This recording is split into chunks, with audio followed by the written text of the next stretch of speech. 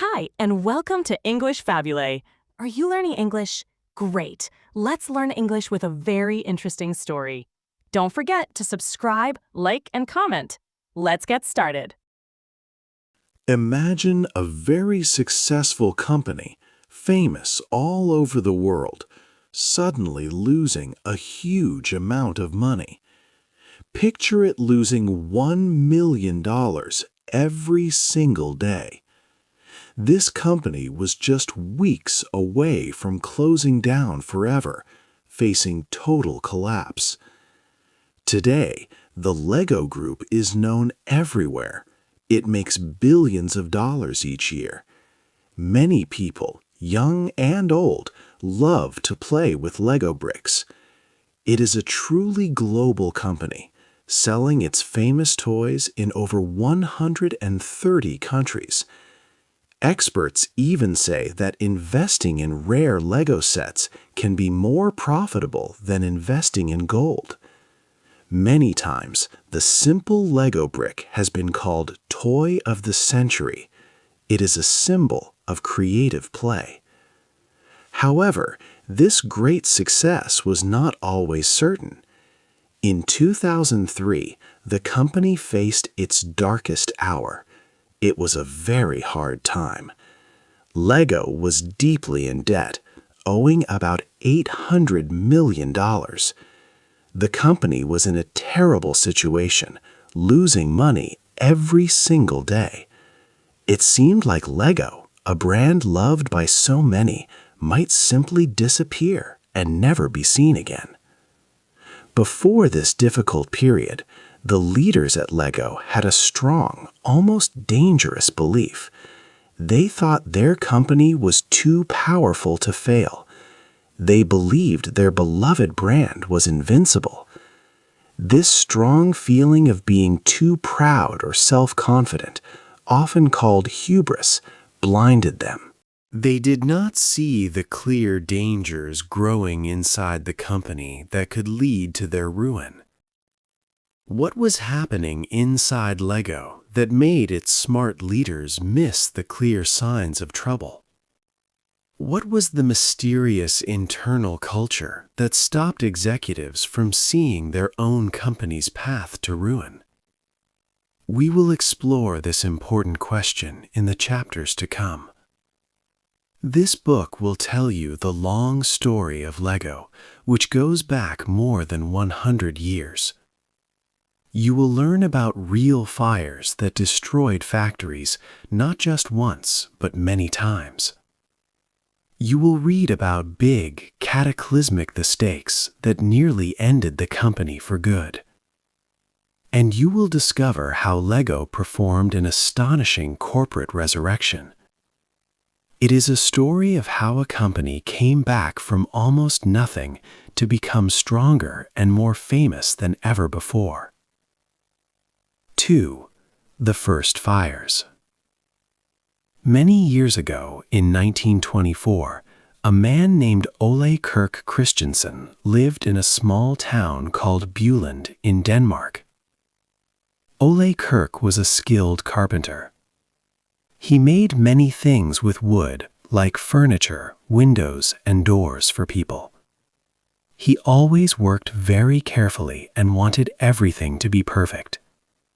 His son, Gottfried, once painted some ducks with only 2 coats of paint. Ole made him go back and add the 3rd coat. This showed how much he cared about good quality. One Sunday, when Ole Kirk was resting, his 2 young sons, Carl Georg and Gottfried, were playing in his workshop. They tried to make a fire in a glue heater and accidentally set some wood shavings on fire. Soon, the whole building was burning down very quickly. Luckily, no one was hurt, but Ole Kirk lost his home and his business. For many, this would have been a terrible end, but Ole Kirk did not give up. He decided to rebuild his workshop, and he made it even bigger than before. He showed great courage. He put 2 stone lions at the entrance, symbols of his strong will.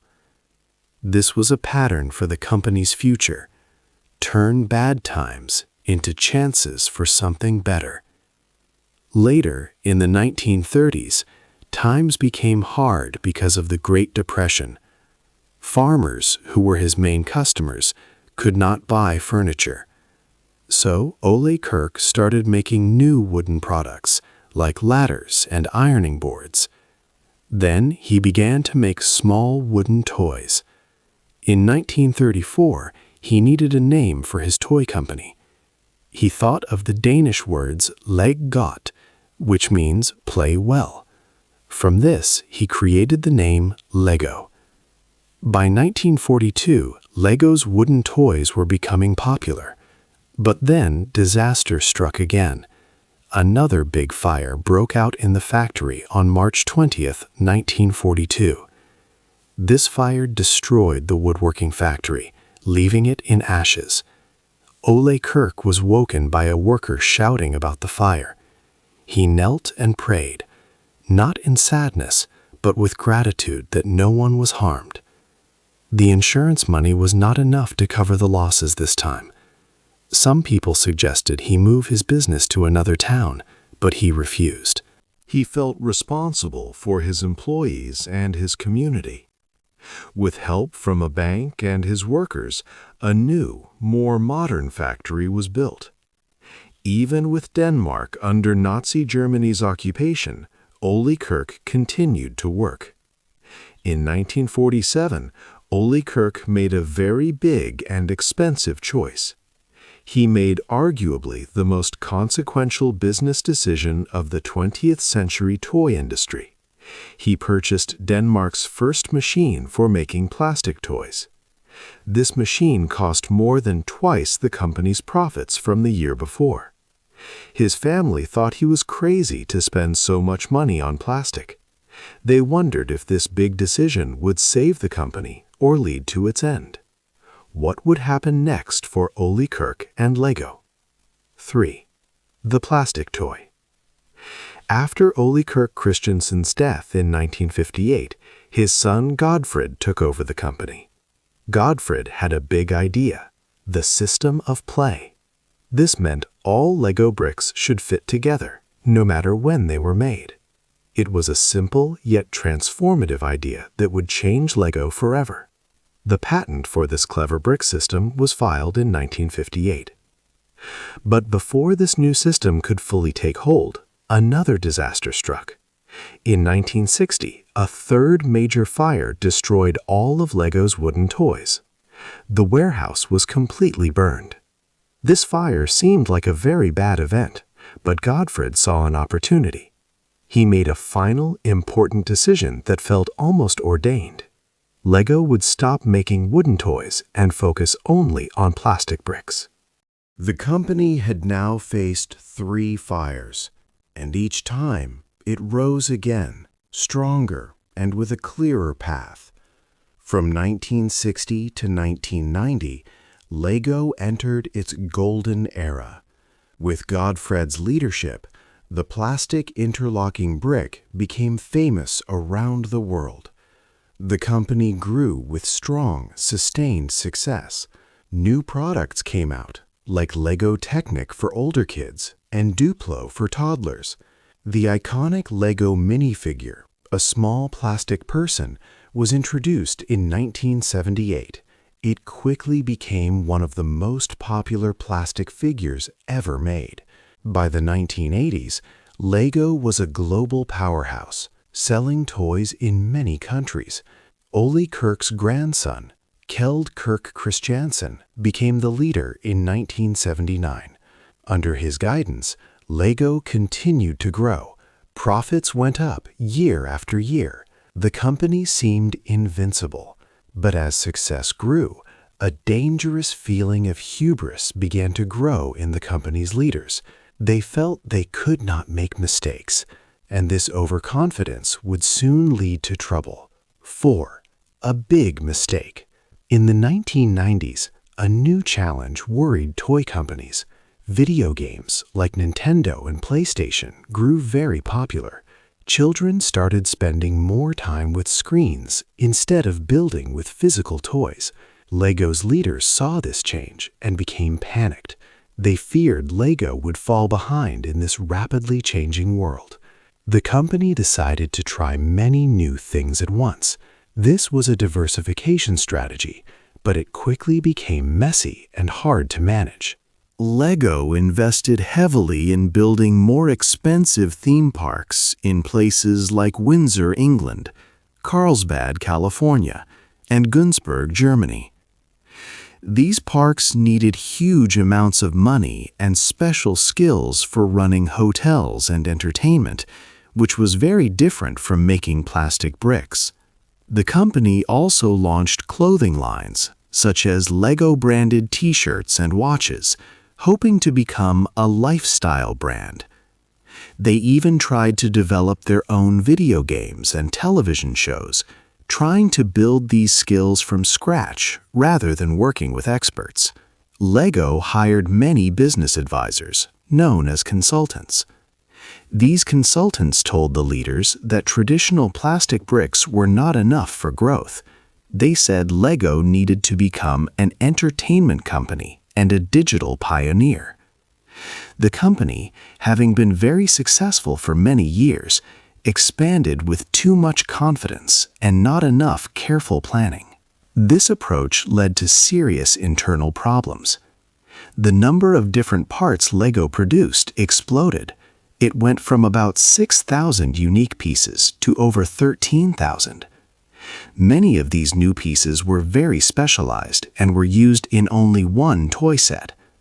For example, 90% of these new specialized parts were made for just one product, tooled at great expense, and then rarely used again. This made manufacturing very costly and slow, and warehouses became full of unique parts that were not needed for other sets. Worse still, Lego lacked a proper system to track which products were making money and which were losing it. There was no clear way to measure the profitability of each product line. Teams inside the company worked separately, without sharing much information or having a clear direction. Designers created new toys without thinking about costs or whether they would sell well. Financial control was seen as a barrier to creativity. This innovation without strategic clarity meant Lego was confusing being busy with actually making progress. The company was doing a lot, but its core business was slowly being damaged, leading to an invisible disaster. 5. Losing money. By 2003, Lego faced a terrible financial crisis. The company was losing a lot of money, about $1 million every single day. Sales had dropped sharply, and Lego had already built up an $800 million debt. This was a shocking situation for a company that made so many famous and beloved toys. A major problem was that Lego did not truly know where its money was going. Internal reports showed a grim picture. Only 10% of all new Lego products were making a profit. This meant that 90% of the new sets were either just breaking even or worse, actually losing money for the company. There was no good system to track how much money each toy set earned or lost. This lack of clear financial systems meant leaders were blind to these losses. Lego's internal working culture also added to the difficulties. It was described as fun but fragmented. Different creative teams worked on their own ideas without connecting well to others or to financial goals. Designers made many unique new parts for toys, but most of these parts were used in only one set, making production very expensive. Factories were not working efficiently, and warehouses were full of toys that people did not want to buy. The company's profit margin, which was once high, had dropped to a very low 2.4%. At this difficult time, a young consultant named Jorgen V. Knudstorp joined LEGO. He was 32 years old. In 2003, he wrote a very serious letter to the company's board of directors. In this memo, Knudstorp warned that LEGO was in great danger. He said the company was like being on a burning platform, losing money quickly and risking bankruptcy.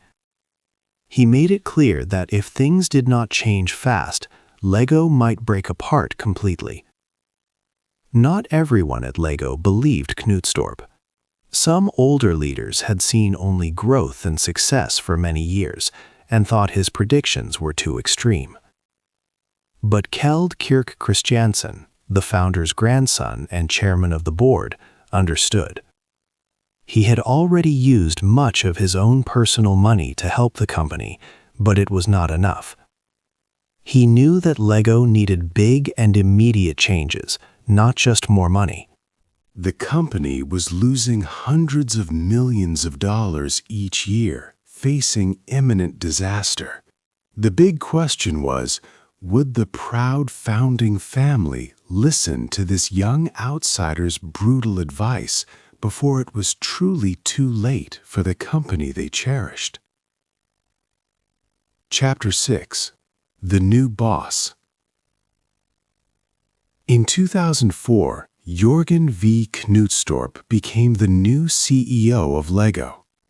He was 36 years old and the first leader not from the founding family. Knudstorp was a small, bespectacled man who had taught kindergarten. Many veteran managers found him different.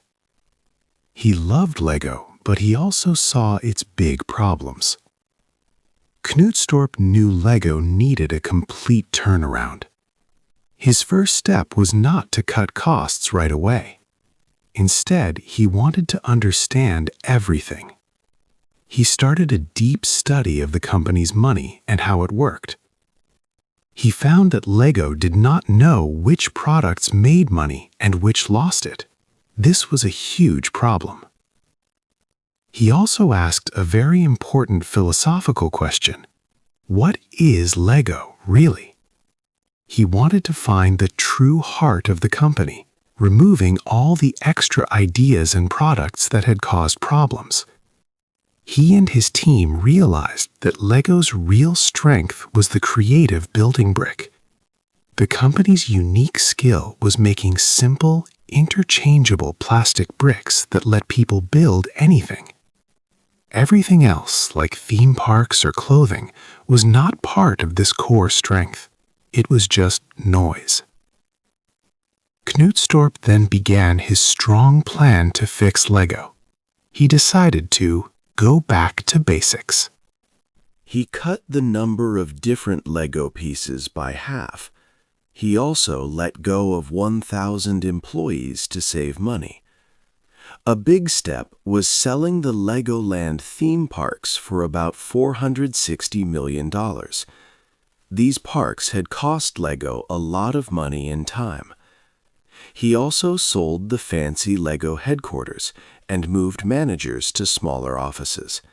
He even drove a simple car himself. These actions showed everyone that the time for wasteful spending was over. He worked on product rationalization, cutting the total number of parts down to 6,500. He stopped making LEGO clothing and many other side products. Knudstorp also hired a new finance director to build better systems to track money. The company also improved how it managed its factories and supply chain, making sure products were made and moved more efficiently. This focus helped LEGO start to heal and find its way back to success. 7. Making things simple. Jorgen V. Knudstorp had a clear plan: make things simple again. His winning strategy was to return to the basic LEGO brick. This meant big changes. the company greatly reduced its unique Lego parts. From over 13,000 different pieces, they cut down to just 6,500. This drastic cut made manufacturing, storage, and inventory management much easier and cheaper. It helped clear up years of confusion. Another key step was selling the Legoland theme parks. Lego realized it was a toy company, not an entertainment park operator. Selling the parks brought in much-needed money and allowed Lego to focus energy and resources on its main job, making plastic bricks. The company also stopped many products not selling well, like clothing lines, watches, and most in-house video games. This rationalization helped save money and effort, stopping the company from doing too many different things at once. Knudstorp wanted everyone to remember what Lego was truly about. A new Lego City fire engine toy became a strong symbol of this new direction. It was a simple red fire engine made only from classic Lego bricks, designed for 7-year-old children. It had no special electronics or licensed characters. This project helped designers refocus on the simple joy of basic building. The Duplo line for toddlers, stopped earlier, was also brought back, showing commitment to simple foundational play. Lego also learned how to use smart licensing deals. Before, these deals were often a distraction. Now they became a powerful way to grow the core brick business. Popular themes like Star Wars and Harry Potter brought new stories and audiences to Lego bricks. These licensed sets were designed to make people want to build with Lego, not just buy a character figure. Films and video games based on Lego were managed by other companies, while Lego focused on making physical bricks. This way, licensed themes worked as a marketing tool for the brick itself. Then, Lego discovered its secret weapon: its adult fans. These dedicated fans were called AFOLs, meaning adult fans of Lego. This growing community of adult enthusiasts loved Lego bricks. Many were skilled inventors and builders. They were strong advocates for the brand. Lego started to work closely with these AFOLs. They invited them to help with new designs and sponsored fan events. This led to successful new product lines like Lego Technic and Lego Architecture. Lego also created Lego Ideas, where any fan could share designs. If a design got enough public votes, Lego might make it into a real product. This showed that listening to passionate customers could help galvanize and rescue the company's design process. This focus on core products and customer engagement brought Lego back to its roots. 8. The best toy again. After facing tough times, Lego started to grow strong again. The company put its main effort back into its core product, the simple plastic brick. This choice proved to be very wise and made Lego incredibly successful once more. When the world faced a major economic problem known as the 2008 financial crisis, many businesses saw their sales drop dramatically. However, Lego was different. Its profits actually grew 4 times bigger between 2007 and 2011. During this difficult period, families often had less money for big expenses like holidays or new electronics. Instead, they chose to invest in good quality toys for their children. Lego bricks, known for their durability and educational value, were a popular choice. This remarkable growth during a recession showed that a clear and strong brand promise was more important than constantly trying to expand into many different areas. In 2014, a major event happened for LEGO. The LEGO Movie was released in cinemas. This film became a huge global hit. It clearly showed everyone that LEGO was much more than just a toy. It represented creativity, imagination, and the joy of building. The movie earned over $500 million around the world and helped even more people reconnect with or discover the LEGO brand.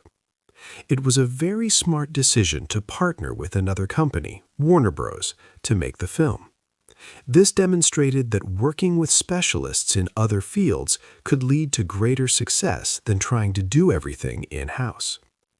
Today, LEGO stands as an industry leader. In 2024, the company reported record revenues, reaching about $10 billion. It offers an extensive portfolio of products, with around 840 different kinds of sets sold in more than 130 countries globally. LEGO is now consistently ranked as one of the most powerful brands in the world, even surpassing iconic companies like Ferrari. This incredible turnaround and lasting success offer important business lessons. It emphasizes the value of staying focused on what a company does best. It also highlights the inherent danger of becoming overly confident when things are going well. Sometimes, success can create an illusion that a company is invincible, leading to risky decisions and costly mistakes. The simple plastic brick, which bravely survived several literal fires in the past, also managed to outlast years of poor business choices and misguided expansion. Its journey reminds us that the true strength of a company often lies in its core product and its commitment to the promises made to its customers. From a small carpenter's workshop that burned to the ground, LEGO rebuilt itself into a global leader. Today, approximately 7 LEGO sets are purchased every second worldwide. In Billund, Denmark, where the company began, stands the impressive LEGO House, a building shaped like giant bricks, featuring a towering 50-foot-tall tree of creativity made from millions of LEGO pieces. This structure perfectly shows the company's spirit of endless building and creativity. What was your favorite LEGO set from your childhood? Do you think simple toys are better than video games? Leave a comment below. Hey there! Just a second before you go. If you learned something new today, please give this video a like, write your thoughts in the comments, and subscribe to the channel. It only takes a second, and it really, really helps to create even better English videos for you. Your support means the world. Thank you.